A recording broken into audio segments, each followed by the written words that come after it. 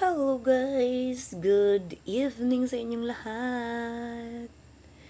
Tapos ko lang maligo guys. 9:40 p.m. na. So habang nagantay ako ma-dry yung hair ko, history time naman ako ngayon guys. Yung pala guys, nung una pumunta ako sa Cebu.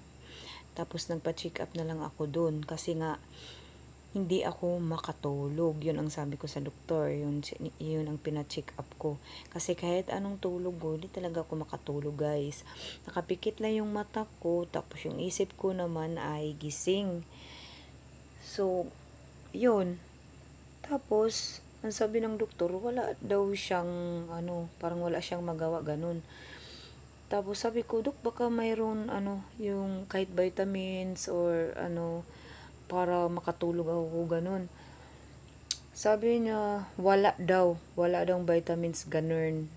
Or, tablets na para makatulog ako. May sinabi siya sa akin, may binigay siya sa akin resita, ano daw yun. Yung parang sa allergy. Sa allergy yun na, tablet. Tapos, ang side effect daw nun is antukin daw ako. Yun ang binigay niya guys.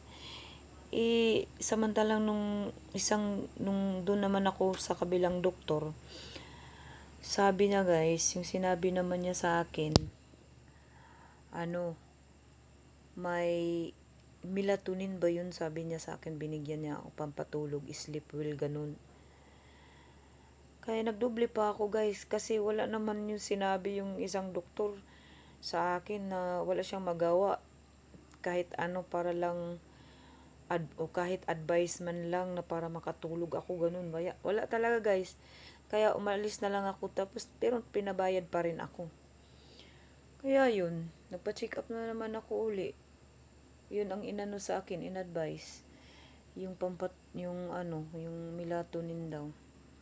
Pwede daw yun pang para makatulog ka.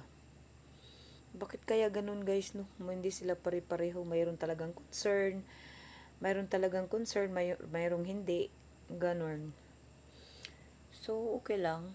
Ano talaga ang life, guys. Thank you for watching. God bless. Mwah, mwah, chup, chup.